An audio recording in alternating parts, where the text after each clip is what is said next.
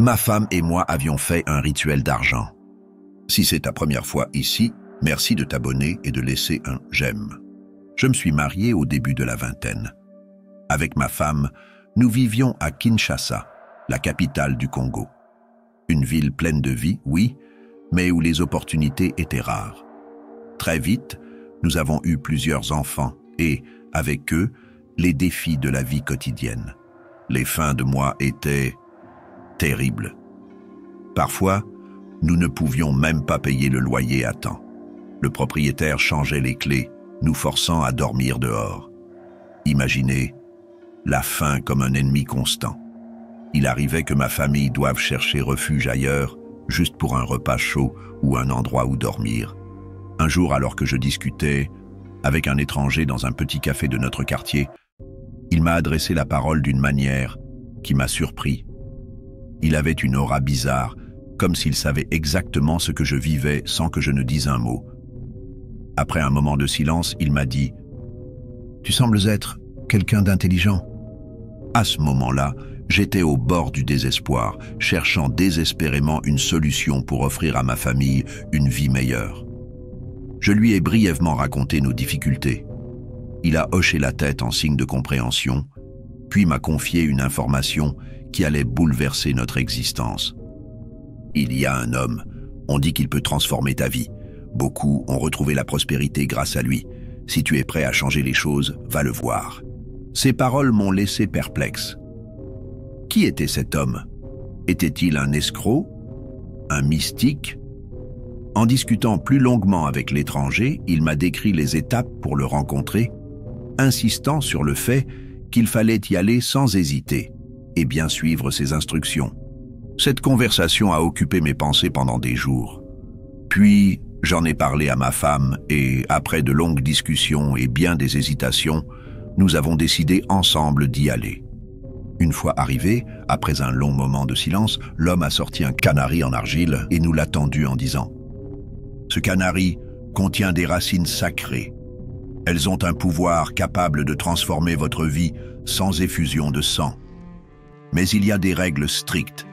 Si vous les respectez, votre pauvreté prendra fin. Si vous les brisez, les conséquences seront terribles. » Il a ensuite expliqué les consignes avec précision. Chaque nuit, nous devions accomplir un rituel spécifique. Je devais déposer ma semence, mon fluide reproducteur, après notre intimité dans le canari, tandis que ma femme devait y ajouter son sang menstruel pendant certaines périodes du mois. En plus de tout cela, nous devions accomplir l'acte, notre échange intime, sur le sol, jamais sur le lit ou ailleurs. Il a insisté sur le fait que ces règles étaient inviolables, car elles étaient la clé de l'équilibre du pouvoir contenu dans les racines.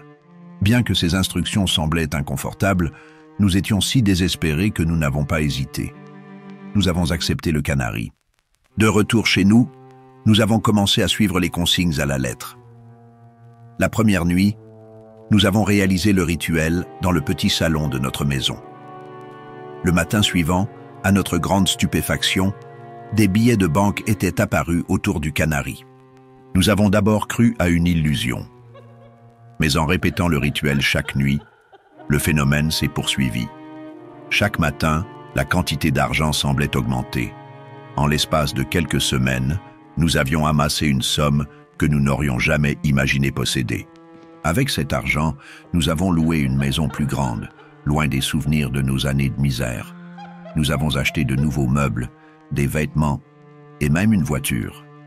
Pour la première fois, nos enfants ont mangé à leur faim et leur sourire suffisait à justifier tout ce que nous avions enduré. La richesse continuait de s'accumuler et notre vie semblait se transformer en un rêve éveillé. Nous avons commencé à fréquenter des cercles que nous n'aurions jamais osé approcher auparavant. Pendant plusieurs mois, nous avons suivi les instructions de l'homme sans faillir, accomplissant chaque rituel avec précision. Mais un soir, après une journée particulièrement éprouvante, nous avons relâché notre vigilance. Fatigués et désireux de retrouver un semblant de normalité, nous avons enfreint une règle essentielle. Nous avons réalisé l'acte sur le lit, oubliant que cela devait toujours se faire sur le sol. Au départ, rien ne semblait avoir changé. Mais le lendemain matin, lorsque nous sommes entrés dans la pièce où reposait le canari, nous avons été frappés d'horreur.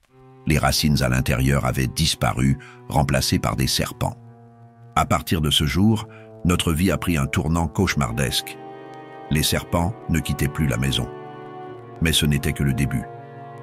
Peu à peu, des tragédies inexplicables ont commencé à s'abattre sur nous et nos proches. Des membres de notre famille tombaient malades ou mouraient subitement. Quelques mois plus tard, nous avons perdu nos 2 fils, dans un accident routier qui semblait presque orchestré par une force malveillante. L'argent continuait d'apparaître chaque matin, mais il n'avait plus aucun goût. Les voitures luxueuses, les voyages et la grande maison semblaient désormais dénués de sens face à la douleur qui nous consumait. Dans notre désespoir, nous avons cherché refuge dans la religion. Nous avons commencé à prier avec ferveur, à assister au culte, mais rien ne semblait briser l'emprise de cette malédiction. Peut-être parce que nous gardons toujours le canari, nous ne savons pas comment nous en débarrasser avec les serpents. Ma femme, déjà fragile émotionnellement, a sombré dans une dépression profonde.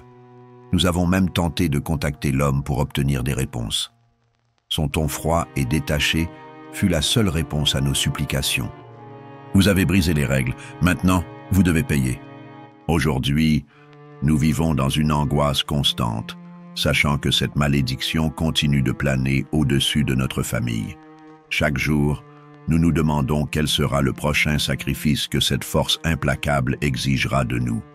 Mettez tous vos efforts dans un travail honnête, gardez à l'esprit que rien ne vaut la sérénité intérieure et surtout, souviens-toi, il n'y a pas de raccourci dans la vie. Si tu as écouté l'histoire jusqu'au bout, n'oublie pas de t'abonner et de laisser ton avis ou des conseils dans les commentaires. Et si tu as une histoire à partager, merci de nous écrire en privé ou sur le mail qui se trouve dans la bio. À la prochaine pour une nouvelle histoire.